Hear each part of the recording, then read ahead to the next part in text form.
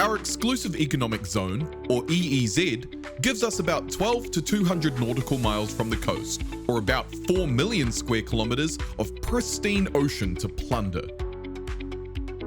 The white areas shown within the EEZ are the areas where pesky regulators have prevented us from bottom trawling, but thankfully, we can still pillage the remaining 70% to our heart's content.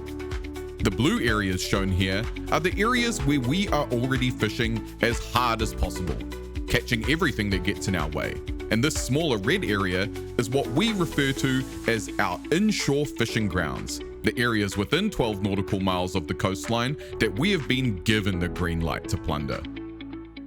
With the magic of technology, let's drain the coastline of the South Island so we can get a better idea at how much biodiversity there is here for us to destroy. If only draining the oceans was this easy in real life. These red, pink, and orange areas are full of species like flatfish, elephantfish, rig, and gurnard. It's also home to the Hector's dolphins that feed off these fish, but as far as we're concerned, they're just collateral damage. After all, dolphins are troublesome eyesores who eat our fish, get caught in our nets, and cause us massive PR headaches when we get caught killing them. If we move up the coast, we can find plenty of marine mammals to kill up here as well. This strip off the coast, between Kaikoura and the Marlborough Sounds, is just a vast mudflat that we are already shamelessly trawling, not only disrupting the food chain, but causing massive damage to the ecosystems on the ocean's floor and releasing large amounts of carbon into the atmosphere.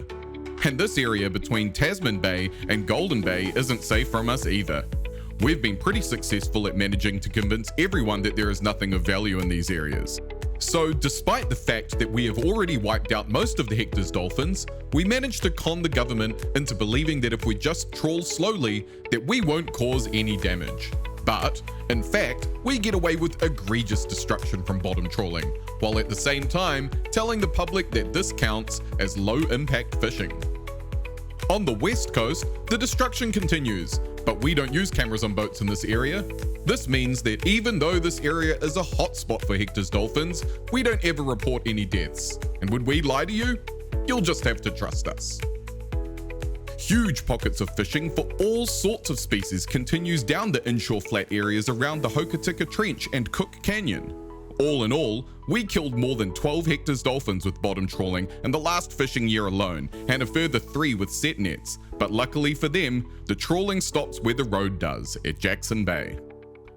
Nationally, from these inshore fishing areas, we harvest around 54,000 tons of fish a year, but we also harvest around 3 times that amount in unwanted species, including those pesky dolphins. We've been doing this mass-scale harvesting of New Zealand's waters for generations, so you can only imagine the untold damage that we've done. We're hell-bent on overfishing for profit while gaslighting you into thinking that these practices are sustainable. The New Zealand Federation of Commercial Fishermen, caring for our shareholders and no one's future.